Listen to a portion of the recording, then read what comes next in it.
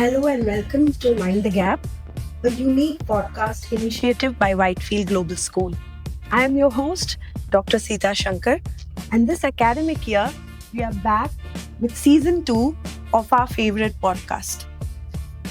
At Whitefield Global School, we believe that meaningful conversations are bridges between generations. And this endeavor is to bring two of our stakeholders, our parents and our students, on a platform so that they could engage in an open dialogue, challenge perspectives, and inspire deeper understanding of themselves. And today's episode is titled Lessons in Wanderlust: How Travel Shapes the Journey of Learning Beyond the Classrooms. We all know it's a universal fact that travel transforms the way children think, learn, and connect. In an increasingly interconnected world, the question is not whether travel is a luxury, but it has become a question whether travel has an impact on the child's education. And we are here today to explore a few questions. Can travel teach lessons beyond the textbooks? What agency do children have in choosing the destination of their choice? And how do we, the significant elders in their lives, make travel more meaningful for them? So with these questions, we embark on a journey to learn lessons hidden in Wanderlust. So at the outset, we have our parents, esteemed parents of our school on my right, and my beloved students on the left. And now I request our parents to introduce themselves. Good morning, ma'am. I'm Dr. Mashmi. I'm parent of Mohana. My daughter Mohana is studying in 7th standard in Whitefield Global School. It's a very interesting topic that you have brought in today. I have been in academics and I am a director of a startup. So bringing the all the experiences of traveling, because I have seen students coming from different culture and I come from a different state, and so this mingling of the culture and students travel and they know the culture and it enriches their studies, their academics. Whatever they study, they see it in the real life when they travel.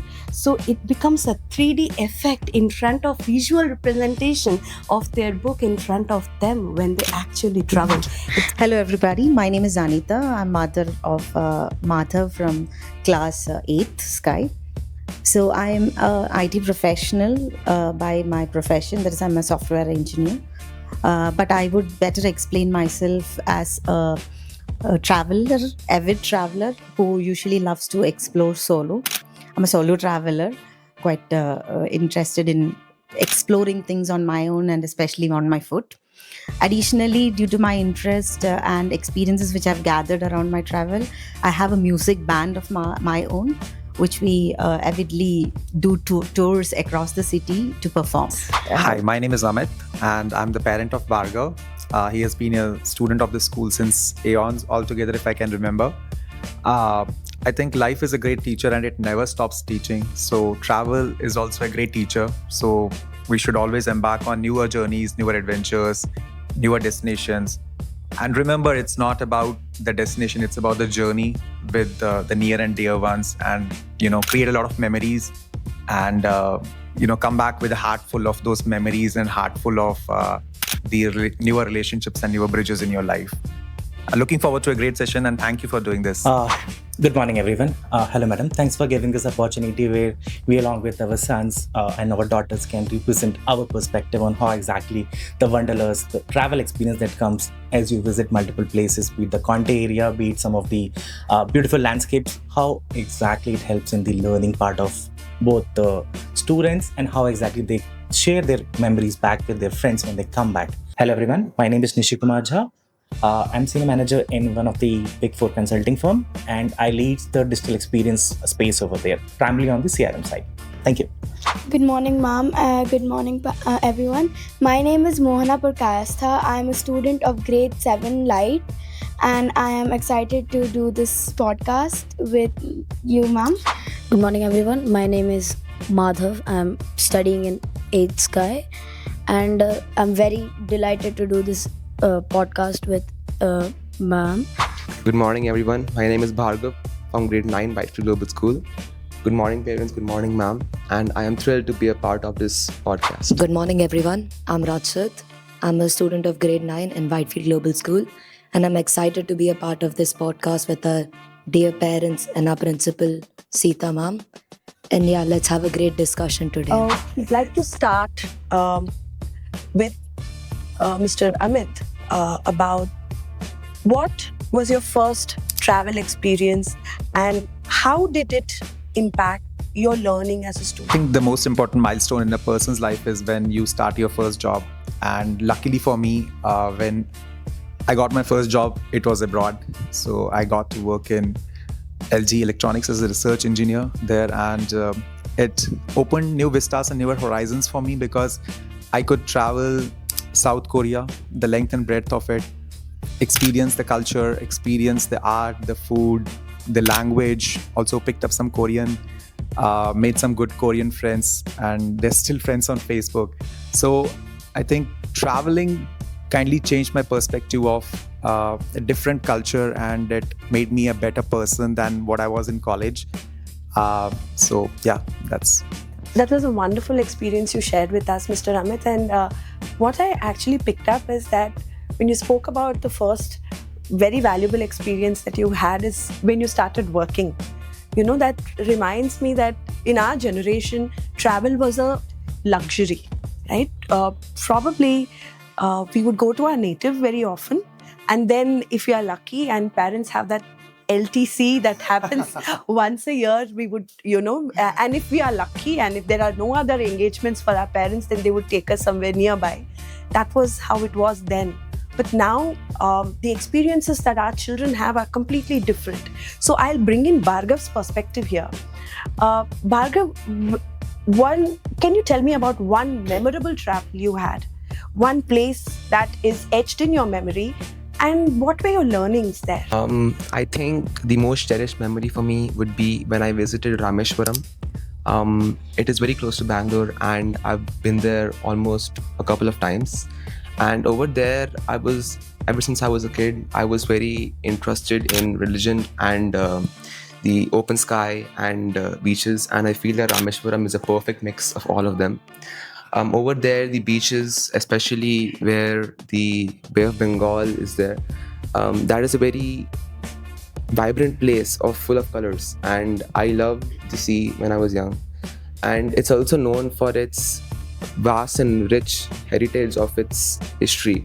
And I was devoted to Lord Ram when I was young, and I just loved his tales. And when I also saw the Ram Setu, which connected Sri Lanka and India through Lord Ram. So I have a lot of memories of Rameshwaram with my family, and whenever I go through my gallery on my phone, I laugh and see those pictures and videos of us smiling, laughing, and building momentous and beautiful memories together. So yeah. Bhargav shared such an emotional part of his memory, and usually we think that children take travel very lightly. But when they speak about it, we feel that it has a more emotional impact, sometimes even a spiritual impact on them. And the most significant memories that they have is when they travel with their family and when they go to places that they love. So I'd like to bring in Dr. Majumdar here, and I would like to ask her that what life lessons do you think travel can instill in students? That is a very actually nice topic to discuss. See, from when I travel with my kids, I have traveled across India. We have been to outside as well. Mohana last year was studying about grasslands, and we traveled to Kenya. Okay, say there she saw the grasslands. She came and gave the presentation in the class in her SST studies. So you can understand that the impact that she had looking at the Maasai tribes, their life, their lifestyle. She realized that how privileged she is. Coming back to India, she never cribbed that I don't have this, I want that, I want this.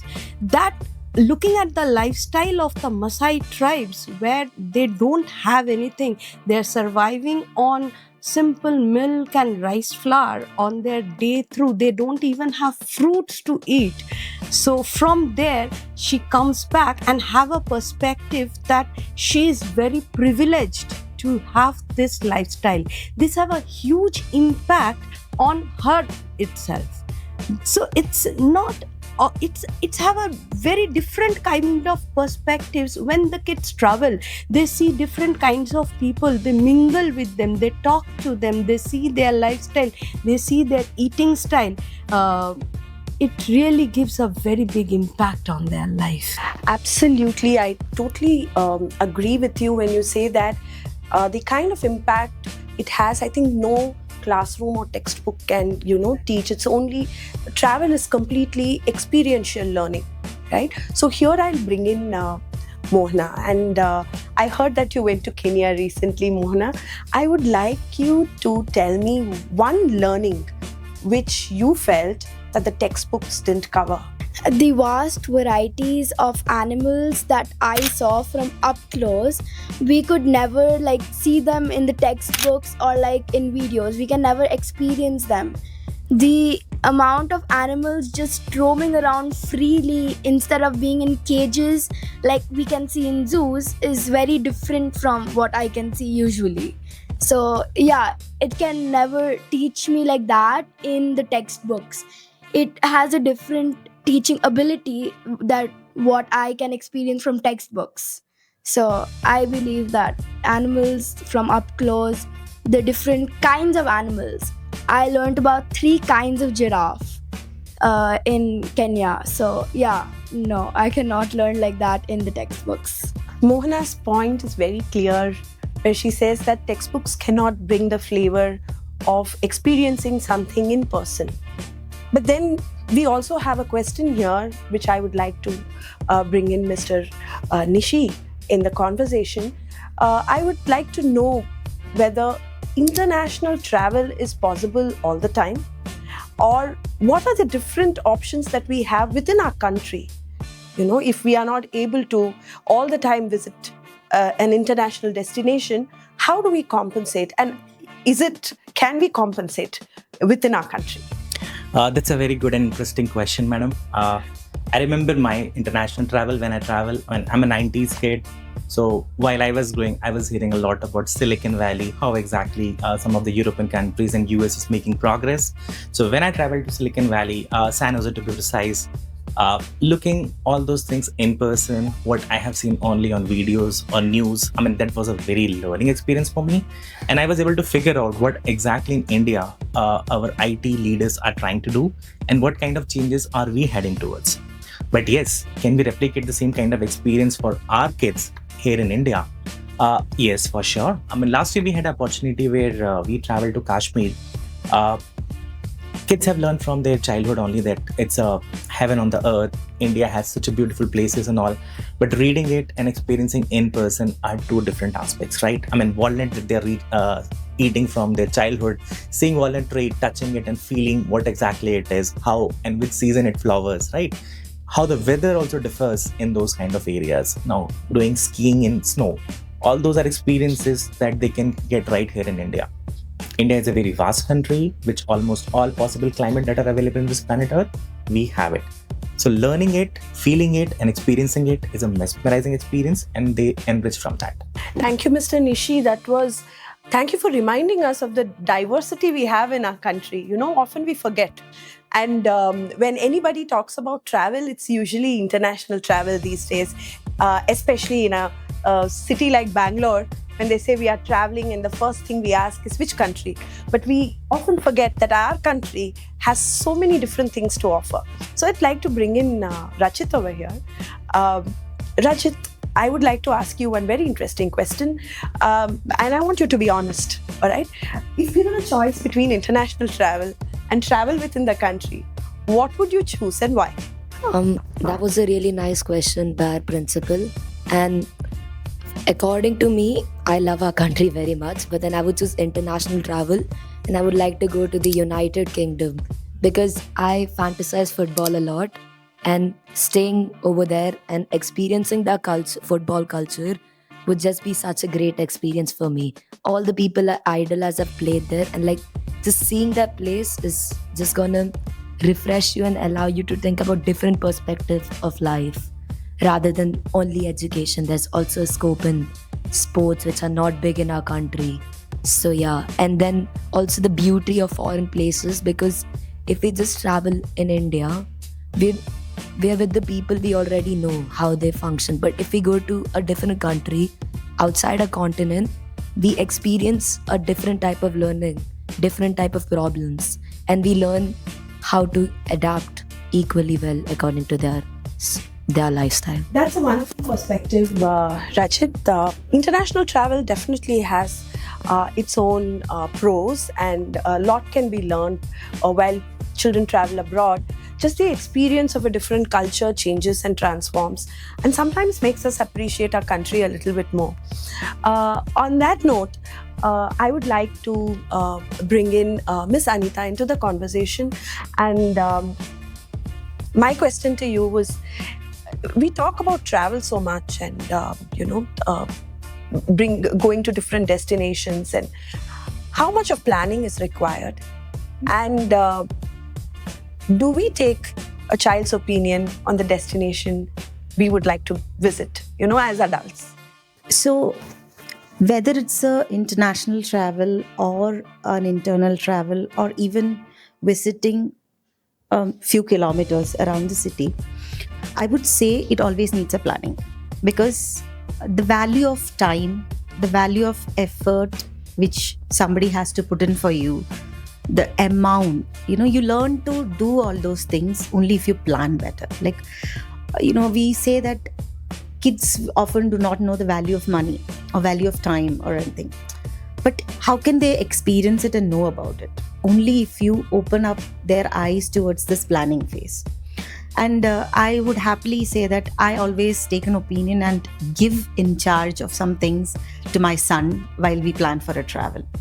And sometimes I make him responsible for certain aspects of a travel. Let's say if we are traveling to an international destination, it's his duty to ensure everybody has their passports in their hands. Timely check before you step into a gate, before you go to a security check. Do you have your passport? Do you have your things with you? And that's a simple responsibility which you hand it over to the child, and he will know the value of it. Like the same way, when you are planning to set your kid to travel between the city, let's say from Whitefield to Cubbon Park, that itself is a journey, right? So you're going in a metro. You give him the responsibility, or you give the child the responsibility of reaching to the metro station on time. Planning the amount you have to spend on the travel. Okay, you put himself in a budget. So planning is very vital for any travel. You need to prepare yourself. You understand what are the risks you have to take, what are the time you need to keep up, what are the climatic conditions you need to adjust, how you should be prepared for that. So that's very vital for a travel.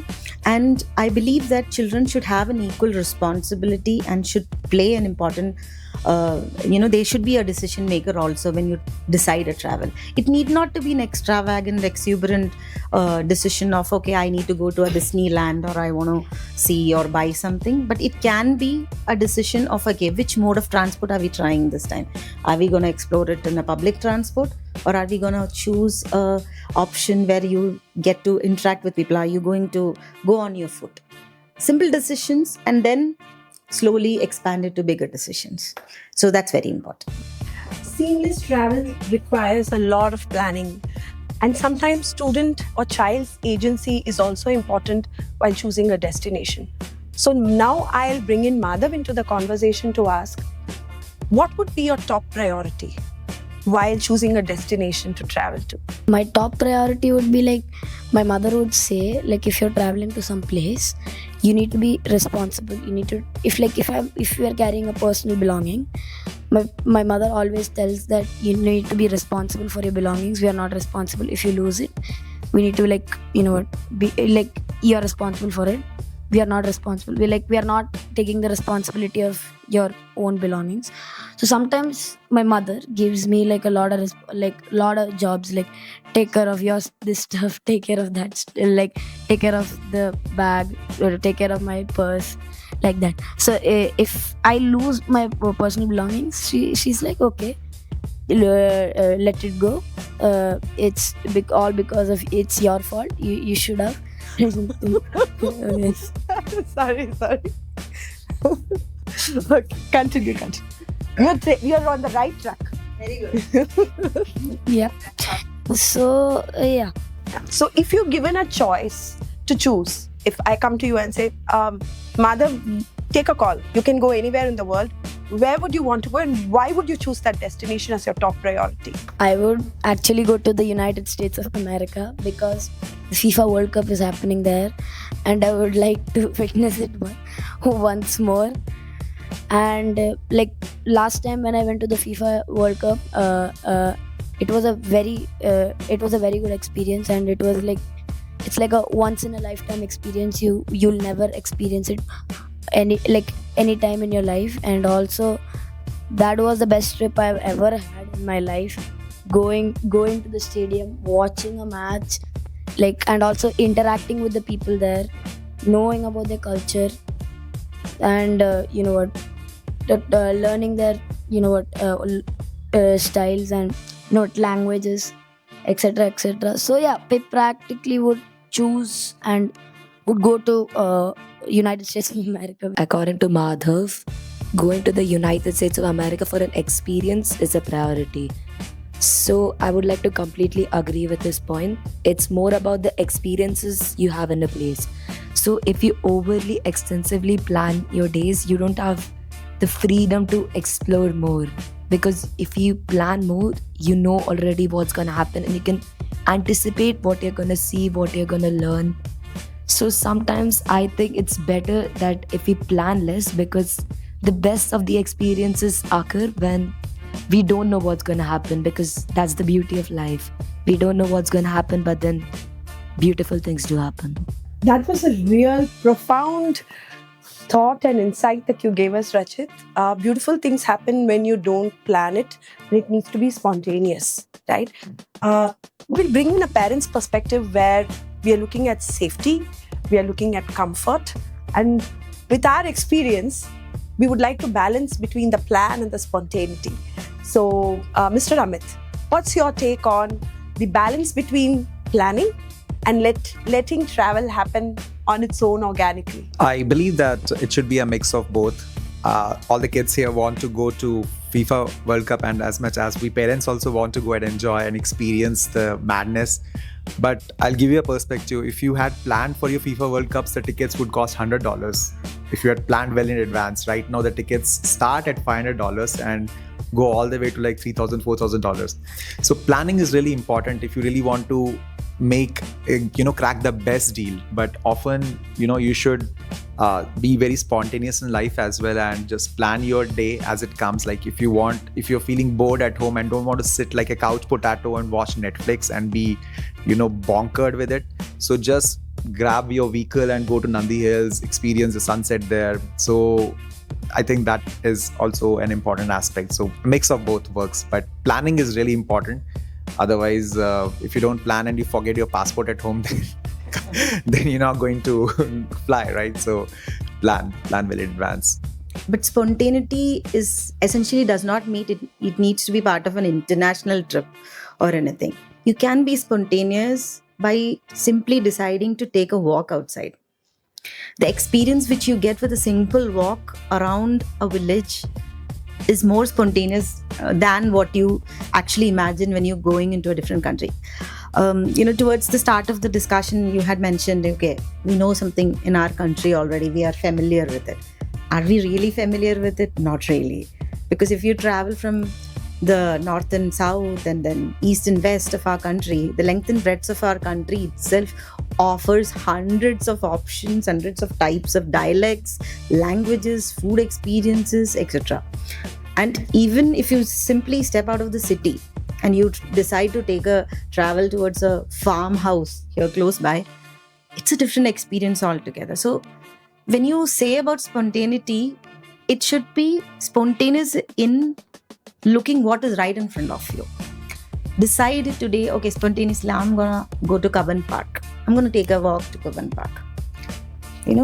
Plan your day by waking up early, taking a metro, be there on time, see the birds chirping in the morning. You will see a variety of birds and other creatures in that on a Sunday morning. Have you ever experienced a Sunday pet park in Cubbon Park?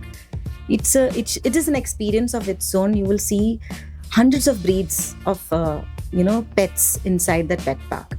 So think about such smaller spontaneous things to do. So obviously when you grow up, when you become independent, you will be able to have more spontaneity in planning bigger travels and visit other countries and explore more things in hand.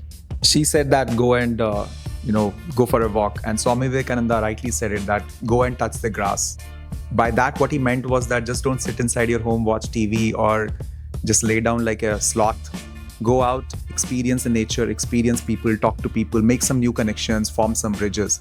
And it's for that reason that all our gurus, if you see, right, Guru Nanak, he traveled the length and breadth of this country. He even went to Mecca, the Himalayas, and he meditated there.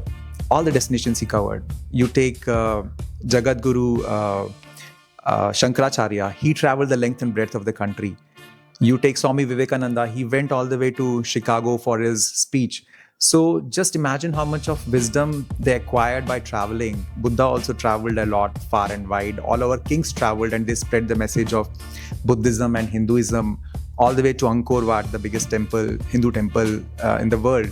So, and Guru Nanak would just spontaneously decide that he wants to go to an Udasi, which is a travel across the length and breadth. And it's during one of those Udasis that he actually was enlightened. So just imagine that what travel can do to you. It can bring newer experiences and it can make you much more wiser than you currently are. Yeah. And it goes for the parents also, that we need to support all that allocating budget for travel. That's a very interesting point. Actually, I think what I'm understanding here is, I think everyone is saying that we need to be student through our life, right? I mean, this world is the best teacher. The places are books. As we visit them, we learn a lot. We learn the culture. We learn the differences of how exactly social structure in those kind of smaller fabric works. I'm a son of a soldier. I have been blessed to shift multiple locations throughout my life. Never studied any school for more than 3 years, thanks to my father's transferable job. But the beauty of it was, I have seen with my naked eye all the borders of India, be it eastern in Imphal, on western side be it Amritsar, been to Kanyakumari as well, and recently Kashmir as well. The learning that you get as you visit all these places is unmatchable. Our kids are not that blessed. Living in a city like Bangalore, traffic and all, I mean, I understand the kind of limited exposure that they have. But very good point that Madam Anita brought in. The pets park, the Saturday and mingling that happens in the Cubbon Park. I think these are the exposure which we can still bring to our kids within the locality. All travel doesn't mean that you go to international travel or maybe some corner of India. A lot of learning can happen within 50 kilometers of the city that you're staying. And that's the beauty of the diversity that the city Bangalore provides. Yeah, actually, very interesting. I am born and brought up in a steel township. My father used to work in Durgapur steel plant. I have never experienced village in my life.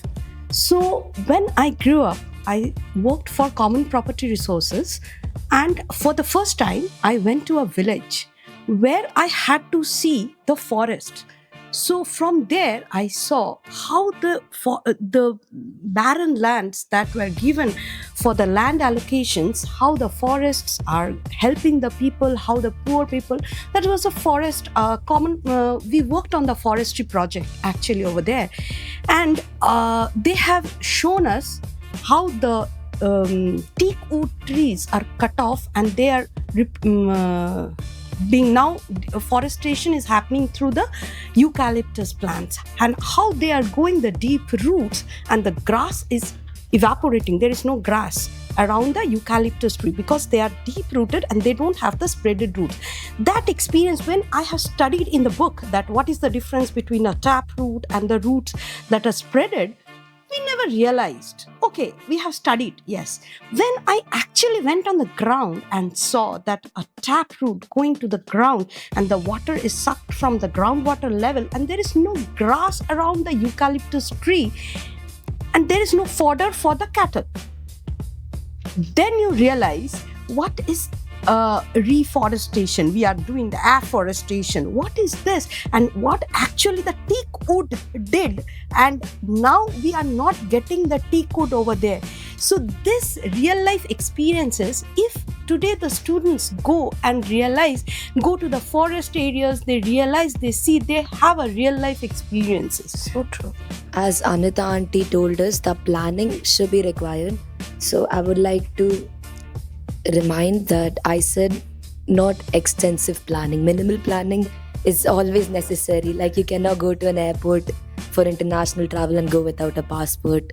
So like basic necessities is necessary, but then you cannot jam pack your day like at 11 p.m. I'm gonna be here, 12 p.m. I have to be here, I have to experience this, that.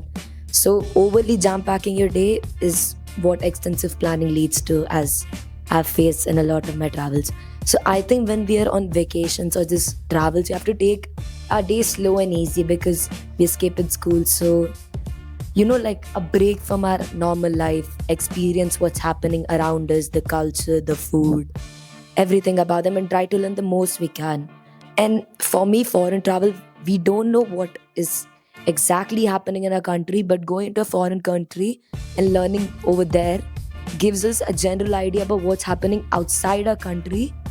And then we understand people of different cultures, and when we go on to work international jobs, we can understand how the people over there think and work on the same path with them. So as Rachit continued on Miss Anita's point, he told that we should take a break from our busy lives, and I would like to positively emphasize on that. So according to me, we get a lot of homework from school and we have this and that to do daily, and sometimes I try to take a small break from the hustle and bustle of our important and daily, like our daily and busy lives. And so it is important for everyone to have their own small space to take a break from whenever they're really busy in their lives. For me, sometimes when I feel really coffined up, I tell my dad we can go and play some recreational games. What I mean is table tennis in my apartment, or go meet my relatives. I have my aunt living just off 5 kilometers off my home. So yeah, there should be a small space for everyone to breathe in and enjoy what you're doing and go with the flow of life and curiosity of human behavior. Yeah. Bhargav just reminded us that travel is not just about stepping out of your city or your country or your state, but it's also about taking those very, very important breaks that we are taught through a lot of philosophies that have come across. The ikigai that Japanese follow, or even the dhyan that we talk about in Indian philosophy, where you just have to take a break from all what you're doing and then get into a space where your productivity increases. Right? So hearing this from children is really amazing for us. And on that note, I would like to probably bring in Mohana here and ask her, taking short breaks, even during school session, all right?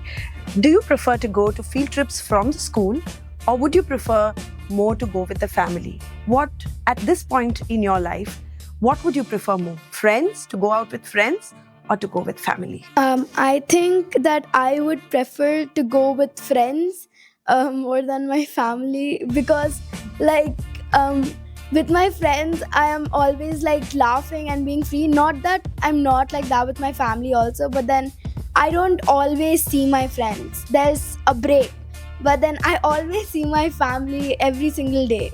So I think I would prefer to go with my friends on a field trip or an excursion from the school. When we go to our native place, we are deeply connected with our roots. So we are connected with our culture. So us being the Gen Z, we mostly only think and we mostly just throw alert. Like I went outside our country, so many experiences. Me being very particularly honest, if someone says they have gone to a place like a village, most of the people in your class will laugh at you, which I feel is wrong because you learn something from every place you go. But us being the newer generation, we don't very much understand that point, and we mostly prioritize only, flexing in front of our friends, like I've gone here, it was such a good experience. So, like we try to make the other person jealous rather than make them understand what we faced. So, according to me, the culture of a place should matter more from what you learn from their culture rather than just going to Europe and learning nothing because your friends told that you have to do this and that. They say half the battle is won if you're self-aware. And with me, I have a group of self-aware children. We are very happy and proud that they study with us in Whitefield Global School. On that note, I would like to go ahead with a closing remark from our parents and from our students. And I would like to start with Mr. Nishi. We know that education prepares you for life and travel prepares you for the world. So, how can travel make life more meaningful according to you? That's a very good question, madam. In fact, very thought-provoking as well. I think world is the best book and experience is the best teacher. With those comments, I think the experience that we are having and the learning that are coming through it, they are unmatchable. Our ancestors, they prioritize the real life experiences and whatever knowledge we have right now. I mean, our kids have luxury of Google and now ChatGPT and Claude as well, right? We didn't had it. Our ancestors didn't had it. Their learnings came from the real experiences. I think eating mango daily is fine, eating guava daily is fine, but not able to identify those trees is not good. So that's where when you move away from these concrete jungles in a city like Bangalore and definitely other major cities here in India, it really helps. It really helps to connect all the dots, and I think they need to be a very open-minded and traveler throughout their life, so that throughout their life they became a student and learn. I think traveling, as I said earlier, is that it's not about the destination. It's always about the journey with whom you are traveling and the kind of memories. You have a heart full when you come back of memories and a bag full of the photos that are there. And I think the government of India should actually start a yojana for making every countryman go abroad, because when you go abroad you see that experience and the mindfulness of people there and how they are so much civilized and so I think that really will bring a very fresh perspective to a lot of people here, and maybe perhaps have all the people join army so we become a more civilized generation and a more wiser generation per se. Yeah. In my honest opinion, you can make travel more meaningful by retrospecting about it very well. Okay. For example, you go for a journey to some foothills. Usually in this, as you said, Gen Z and Gen Alpha, Beta, Gamma generations today, everybody is so fixated about capturing the picture. Okay. And you click a picture, you have that in your phone, poof, we forget about it. But instead of thinking and capturing it, retrospect and think like this. See that in your wide eyes. Remember that picture in your brain. Come back and think through it. What did you actually see and how beautiful it has been? We need to stop fixating ourselves and capturing the memories digitally. We should be more meaningful and respectful for the fact that that experience which you see in your eyes has to be etched in your memory and in your brains forever. So I honestly believe that a travel and a journey can be more meaningful if we try to get away with the digital connects a bit. Sometimes I love traveling alone to a country where there is no internet connection, no mobile phone, because I am not with my phone. I'm more experiencing and talking to the people there, maybe smelling the things around. So you can make a travel or a journey more meaningful by actually experiencing it rather than getting fixated on capturing it in a digital or a, yes, having photos and pictures is always great. Rather than having a picture, make it as a notes. So my husband has a habit of making notes about what he saw in a travel, and my son incidentally go back to that notes every now and then, and we sometimes have a discussion about it. Oh, we saw that day. We might not even have a picture of it, but just having two lines retrospecting about that journey of that day, reminds you forever, and you increase your vocabulary. You actually learn to respect the moment and the people at that point of time. Self-respect, respecting the time, respecting the valuable things, respecting how people are thoughtful, mindful. One of the best learning which I had is when I visited Singapore. That was the first time I visited. I traveled alone. That was the first time I've seen people standing in one side on an escalator. That's when I learned respecting somebody's space is very important. You're giving space for others to move forward and not blocking their ways. And that has helped me a lot in Bangalore also. When I travel in a busy metro station, my first point is to stand on a side so that I can give way to others.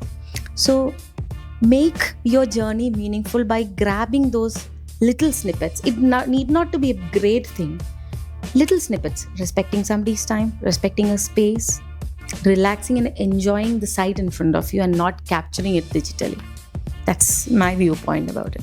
See, when we travel, before planning the itinerary, I allow my kids to learn about that space.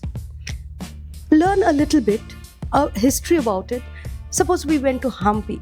They knew about the Vijayanagara Empire before going to Hampi. So they learned little about it. Coming back, they write their itinerary or whatever they have seen day to day in their notes. I said, write a travelogue while after coming back. That gives a very good impact on them. Before, suppose when we visited the Himalayas, we studied about the sedimentary rocks. They studied. I showed them, take a rock, see the layers. You know this is a sedimentary rock. And that you see over there. Why are you seeing a sedimentary rock in a mountain? Then they know the fold mountains. So that's how they relate. And they come back and they write it down. And this gives a very big perspective to their life. So what the parents emphasized on was cherishing those memories of whatever you have. Nevertheless, it might be your own experiential learning or your pictures and videos. So sometimes myself, you take a picture of some place, you don't really think about what is happening. You're just in the digital world. You take a picture, you post on Instagram with some story, done. You have 30 followers. It's not like that. Not absolutely not. You have to step out. You have to step out of the digital world and see what's happening around you and enjoy what's happening, build new memories and have those memories stuck in your head. When I was a kid and I visited Rameshwaram a lot, I never had anything about digital life. Like I had nothing back then, and I used to enjoy everything over there, every single detail, the beaches, the temples, my family over there, the memories. It stuck to my head. But now I go to places. For example, I visited Kodaikanal about 6 months ago. Over there, even though I had a lot of fun, it wasn't the same experience I had in Rameshwaram. So maybe I thought I would step off the digital world. When I'm sitting in the hotel, you're not sitting on reels or shorts, you're out somewhere, you're seeing the beautiful weather. So you can explore the world better when you build your own boundaries on what you have to do and what not to do. So with that, I would like to close. So, to make a travel meaningful, we can visit the famous place of that particular place. For example, last year I recently visited Dubai. Okay, so Dubai has a famous building, the Burj Khalifa. So I've seen Burj Khalifa only in TVs, in shows, and a lot of movies. And so I thought that visiting there would be boring. It's so high. I've seen high buildings, but when I went there, it was mesmerizing. Like when I visited the Burj Khalifa, like I went inside the Burj Khalifa, and I experienced a lot of things, and it was very memorable. And with that note, I would also like to close. I would say what makes a trip truly memorable is what you experience. It's not about the pictures that you want to post, it's about what you are seeing with your own eyes. So, a recent trip I made to Hyderabad, it's a crowded city, it's like a high tech city. So over there we not only just visited like cities and malls like we do in Bangalore, but we also visited like Golconda Fort, which is like a very a historical place. So we plan an itinerary for the day, we visit the places. That's what makes it memorable, it's not the pictures we try to post. I think while we're traveling, digital intoxication is to quite a point necessary, but then not completely, because you don't know what might go on in the world in the meantime. But I think the key outtakes from today's podcast is said by Amit Uncle that we must live in the moment, not try to capture it, which is such a good point, because living in the moment is what matters more than trying to capture it. Because if you capture it, you take a photo of the moment, the most you'll remember from the photo is, oh yes, I was here, this place was so beautiful, but you won't understand what was going on. Rather than if you just note it down, what Auntie said was such enriching for me, because if you note down the place and how it goes on, then you're gonna remember it for a longer time, because you have described every single detail of that memory rather than just in a photo. You just have captured it for like a second. With that, I would like to conclude. Thank you, Mom. Thank you, parents. As we come to an end of this very interesting and intriguing conversation, we are reminded that travel is not just about visiting new places or clicking photographs or posting it on Instagram, but it's more about collecting memories, experiences, and perspectives. And it is a known fact, and I'm seeing around myself today, students or children who travel are more connected, engaged, and empathetic, and most of all, very confident. And as Saint Augustine once said, the world is a book, and if you do not travel, you've just read one page. May we encourage our children to read more pages, may they discover newer horizons, and may they connect deeply with their roots, and as well, may they touch the sky. So on that note, we end today's podcast, the second season, first episode of second season of Mind the Gap. Until next time, please mind the gap.